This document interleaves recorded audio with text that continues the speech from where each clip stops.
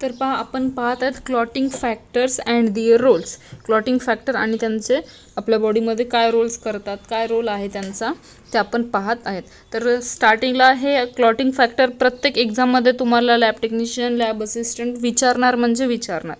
मग आणि कसं विचारणार की फॅक्टर फर्स्ट कोणता आहे, किंवा फॅक्टर हेमोफिलिया ये फॅक्टर कोणता आहे, किंवा 10 नंबरचा फॅक्टर कोणता आहे, असा क्वेश्चन येईल तुम्हाला एक्झाममध्ये.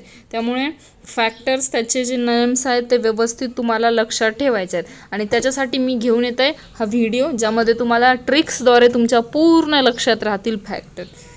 ठीक आहे, सुरू करू. पहिला फॅक्टर जो की मुलांना तुम्हाला सगळ्यांना माहिती असेल, जो की पहिला फॅक्टर आहे आणि जो लास्टचा फॅक्टर आहे. किती फॅक्टर्स आहेत? 13. ठीक आहे, म्हणजे पहिला फॅक्टर आणि जो 13वा फॅक्टर आहे सगळ्यांना माहिती असते, कारण पहिला फॅक्टर जो आहे तो काय आहे? फायब्रिनोजन. ठीक आहे, पहिला फॅक्टर आहे फायब्रिनोजन. आणि जो फॅक्टर 13 नंबरचा जो फॅक्टर आहे तो कोणता आहे? Fibrin. Fibrin stabilising factor. Fibrin stabilising factor. तर हे दोन फॅक्टर सगळ्यांना पाठच असतात. कारण मी याच्यावर ट्रिक्स नाही देते, कारण सगळ्यांना माहिती आहे पहिला फॅक्टर कोणता आहे? फायब्रिनोजन. आणि या फायब्रिनोजन नावावरूनच तुम्हाला 13चा फॅक्टर पण आठवेल की फायब्रिनोजन नावावरून फायब्रिन स्टॅबिलायझिंग फॅक्टर हा 13 नंबरचा फॅक्टर आहे. ठीक आहे, त्यामुळे याच्यावर काही ट्रिक्स नाही आहे आपली पहिल्या फॅक्टरवर आणि फॅक्टर 13वर. ठीक आहे, तर ठीक आहे. दुसरा फॅक्टर कोणता बघितला आपण? लक्षात ठेवायची ट्रिक्स मी कसं सांगितली. थ्रोम्बिनचं लास्टला जे BIN आहे, बी ये 1 नंबरला येते आणि हे जे बी आहे ते 2 नंबरला येते, म्हणून याच्यावरून लक्षात ठेवायचा की हा 2 नंबरचा फॅक्टर आहे. प्रोथ्रोम्बिन या बिनवरून लक्षात ठेवला की हा 2 नंबरचा फॅक्टर आहे. काय काम असतं? प्रोटीन 2 नंबरचा आहे ना, ज्यामध्ये प्रोटीन काय होते? प्रोड्यूस्ड इन द लिव्हर, आणि त्याचं कन्व्हर्जन होते कशाचं? थ्रोम्बिनचं कशामध्ये कन्व्हर्जन होते? प्रोथ्रोम्बिनचं थ्रोम्बिनमध्ये कन्व्हर्जन होते. आणि हा विटॅमिन के डिपेंडंट आहे. इथे लिहिले कन्व्हर्टेड इनटू थ्रोम्बिन. ठीक आहे, हा झाला फॅक्टर सेकंड. त्यानंतर फॅक्टर 3 कसा लक्षात ठेवणार? 3 कसं लिहितात इंग्लिशमध्ये? THREE. टी म्हणजे 3 नंबरचा आहे म्हणून 3 असं लिहितात. तर स्टार्टिंगचा टी आहे या नावावरून टिश्यू फॅक्टर किंवा थ्रोम्बोप्लास्टिन असं लक्षात ठेवू शकतो. ही झाली आपली ट्रिक्स. तर थर्ड फॅक्टर, थर्डला 3T म्हणून टीपासून टिश्यू फॅक्टर आपण लक्षात ठेवू शकतो. जो की टिश्यू फॅक्टर आहे हा एक्स्ट्रेन्सिक पाथवे आहे. आणि ज्यावेळेस आपल्याला एखादी टिश्यूमध्ये टिश्यू इंजुरी होते त्यावेळेस ज्या प्रोटीन एक्सपोज करतो on the surface of cell. ठीक आहे, that is the role of tissue factor. तर इथे काय लिहिले पहा, इनिशिएट्स द हा एक्स्ट्रेन्सिक पाथवे आहे आणि it is released from damage tissue and activate करतो फॅक्टर 7. ठीक आहे, फॅक्टर 7 कोणता फॅक्टर आहे? 7 नंबरचा आहे प्रोकन्व्हर्टिन फॅक्टरला ॲक्टिव्ह कोण करते? Tissue factor. ठीक आहे, त्यानंतर नेक्स्ट फॅक्टर पहा, कॅल्शियम आयॉन्स. कितवा फॅक्टर आहे? Calcium ion. तर फॅक्टर 4 कसं लक्षात ठेवणार? कॅल्शियम C 1 नंबरला आहे, नंतरचं C डायरेक्ट 4 नंबरला आहे. ठीक आहे, मग 1, 2, 3 नंतरचं C 4 नंबरला. C पासून कॅल्शियम सुरू होते आणि कितीला स्टार्ट आहे? अजून C 4 नंबरला, म्हणून 4 नंबरचा फॅक्टर जो आहे तो कोण आहे? कॅल्शियम. लक्षात राहील, ट्रिक्स कळाली. कॅल्शियमचं 1, 2, 3, 4 नंबरला काय आहे बघा, इथे C आहे. म्हणून कॅल्शियम जो फॅक्टर आहे तो किती नंबरचा आहे? 4 नंबरचा. IV कॅल्शियम जो आहे तो 4 नंबरचा फॅक्टर आहे. आणि हा कशासाठी? हा विटॅमिन के डिपेंडंट फॅक्टर आहे. ओके, इथे लिहिलं आहे का? मी नाही लिहिलं तर लिहून घ्या. विटॅमिन के डिपेंडंट फॅक्टर आहे कॅल्शियम. ठीक आहे, essential cofactor in almost all steps of कोॲग्युलेशनमध्ये हा इम्पॉर्टंट आहे. हेल्प कशासाठी करतो? प्रोथ्रोम्बिनचं कन्व्हर्जन थ्रोम्बिनमध्ये करण्यासाठी अँड स्टॅबिलायझिंग क्लॉटिंग कॉम्प्लेक्सेस. त्यानंतर फॅक्टर 5 कसं लक्षात ठेवणार? तुम्ही पहा, याचं जे नाव आहे फॅक्टर 5चं कसं लक्षात ठेवणार? याचं नाव आहे प्रोॲसिलरिन. तर पहा, 5 नंबर म्हणजे P.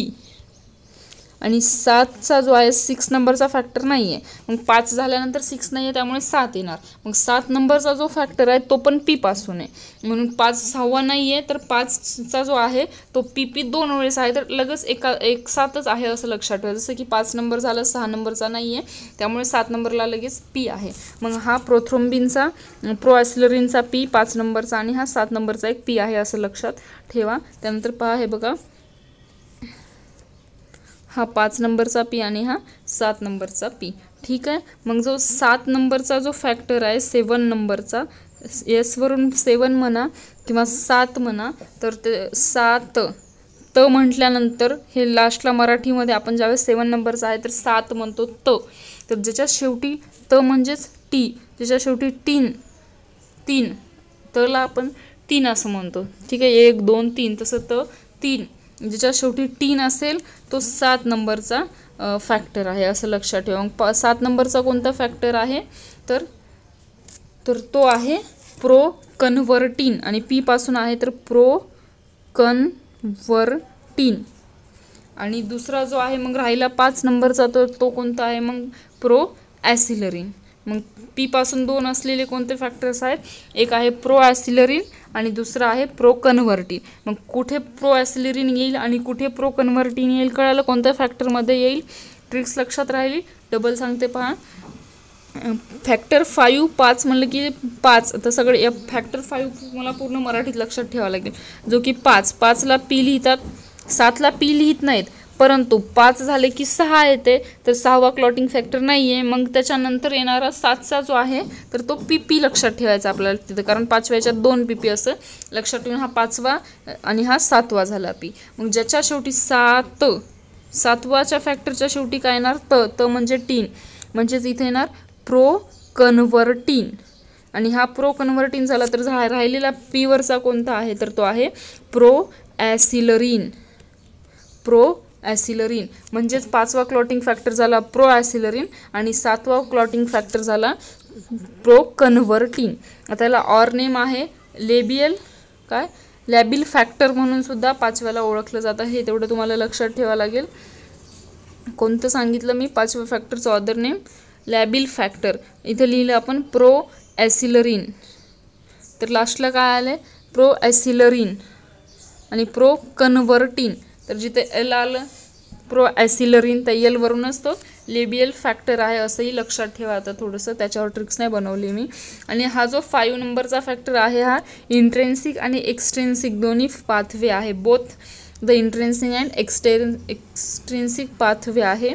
Work with factor 10 from prothrombinase complex that convert प्रोथ्रोम्बिनचं थ्रोम्बिनमध्ये कन्वर्जन होतं फॅक्टर 5मध्ये. ठीक आहे.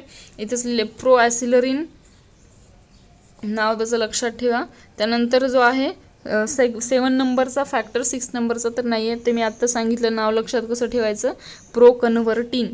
ओके, प्रो कन्व्हर्टिन आणि त्याचं ऑदर नेम लक्षात ठेवा स्टेबल फॅक्टर आहे हा जो आहे प्रो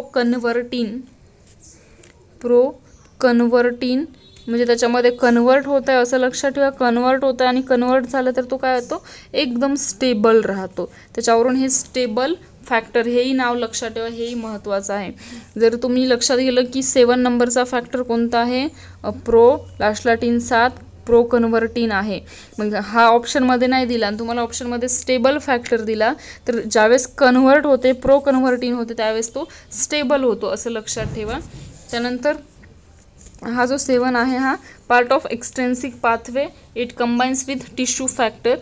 त्यानंतर नेक्स्ट हे नेम्स तेवढे पाठच करून ठेवायचे तुम्हाला. 8 नंबरचा जो आहे तो कोणता आहे हेमोफिलिया. हे तर खूप इझी ट्रिक्स आहे याची लक्षात ठेवायला.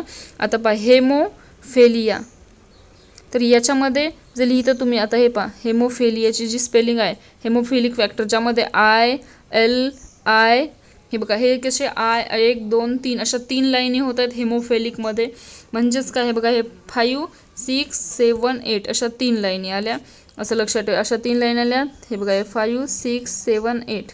मग हे काय झाला 8 नंबरचा फॅक्टर झाला. कसं लक्षात ठेवलं हेमोफिलिकच्या स्पेलिंगमध्ये ILI हेमोफिलिक, याच्या अगोदर काय येणार HEMOPH, नंतर ILIC म्हणजे 3 वेळेस रेषा दिसत आहेत, त्याच्यावरून हे 5, 6, 7, 8 इथेही 3 रेषा आहेत, म्हणजेच हे काय आहे, हेमोफिलिक 8 नंबरचा फॅक्टर आहे, फॅक्टर ए.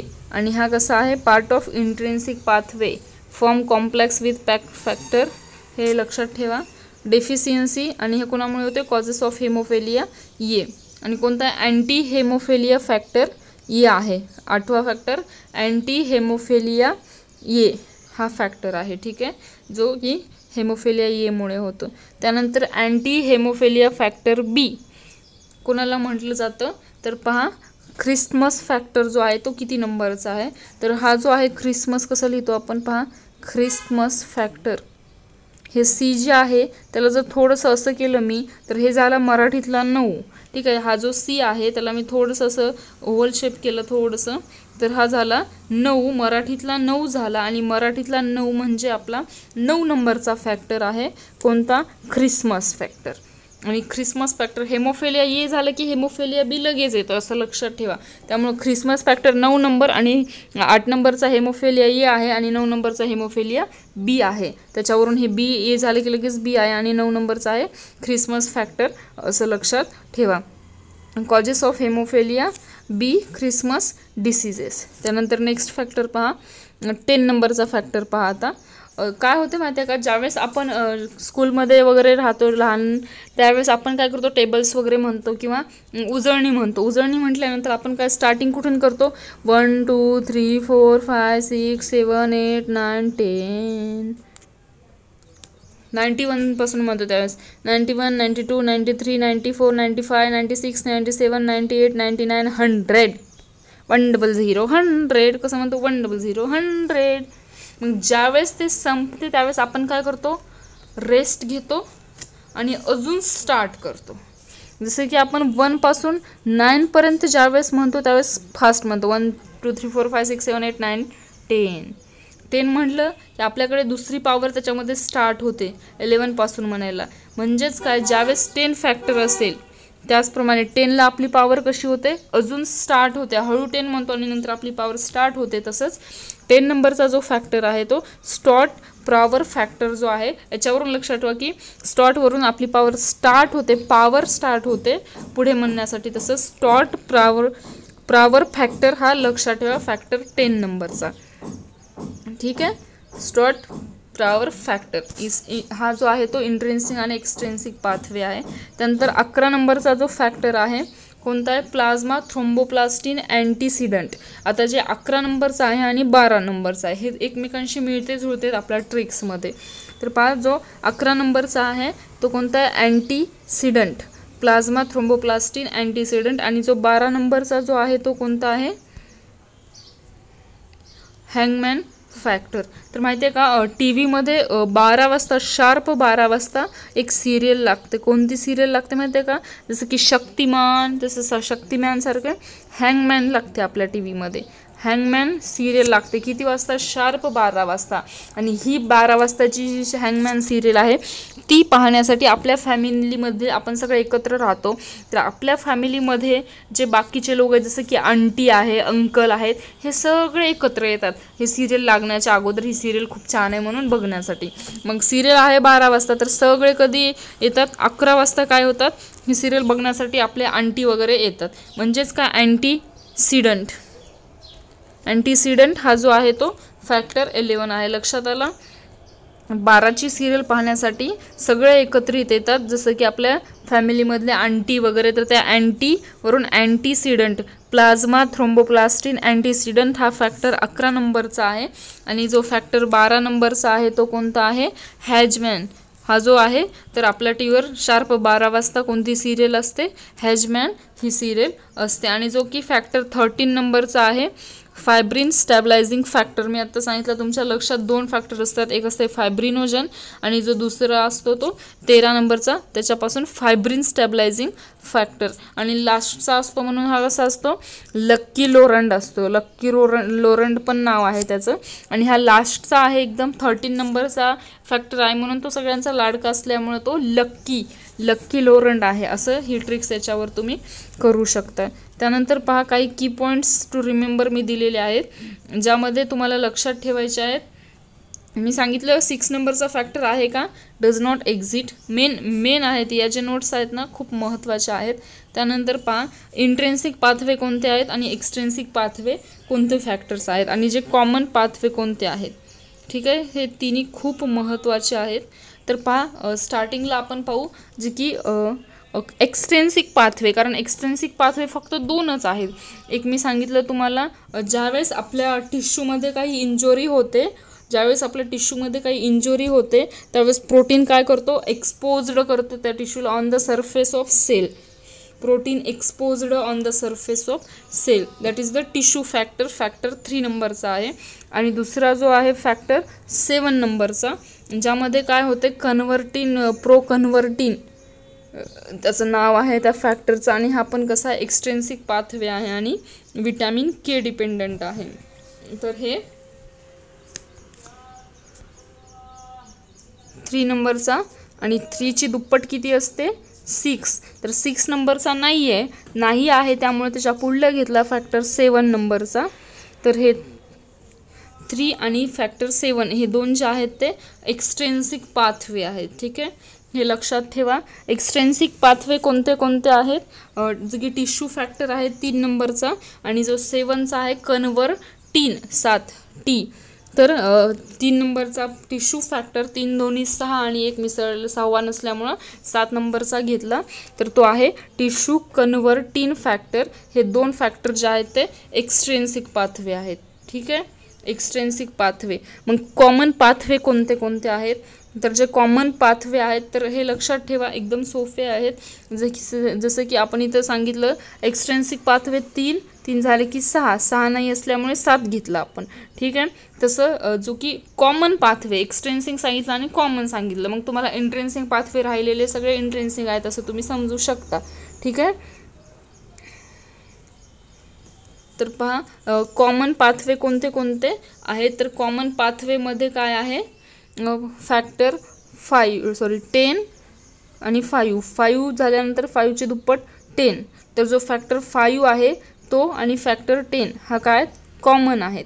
त्यानंतर 5 आणि 10, आणि त्यानंतर जो पहिला आहे फॅक्टर आणि जो लास्टचा फॅक्टर आहे, फर्स्ट फॅक्टर आणि जो सगळ्यात लास्टचा फॅक्टर आहे तो कॉमन पाथवे, आणि जो आहे सगळ्यांच्या मध्ये असणारा हा दुसरा.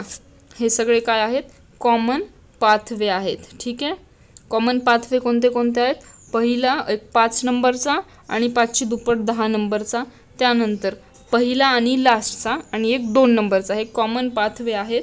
हे झाले 3 4 5 6 7 8 9 10 11. ठीक आहे, मग इंट्रेन्सिक पाथवे कोणते आहेत, फॅक्टर 8 नंबरचा जो आहे तो कोणता आहे, हेमोफिलिया ए फॅक्टर. त्यानंतर 9 नंबरचा कोणता आहे, ख्रिसमस फॅक्टर 8 9. त्यानंतर 13 नंबरचा आणि 12 नंबरचा फॅक्टर. हे कोणते आहेत, एक्सट्रेन्सिक पाथवे आहेत, इंट्रेन्सिक पाथवे आहेत. लक्षात राहिले का तुमच्या, पहा मी डबल सांगते. इंट्रेन्सिक पाथवे कोणते कोणते आहेत, जो की मी याच्या आधी काय सांगितलं, 12 नंबर आणि 11 नंबर.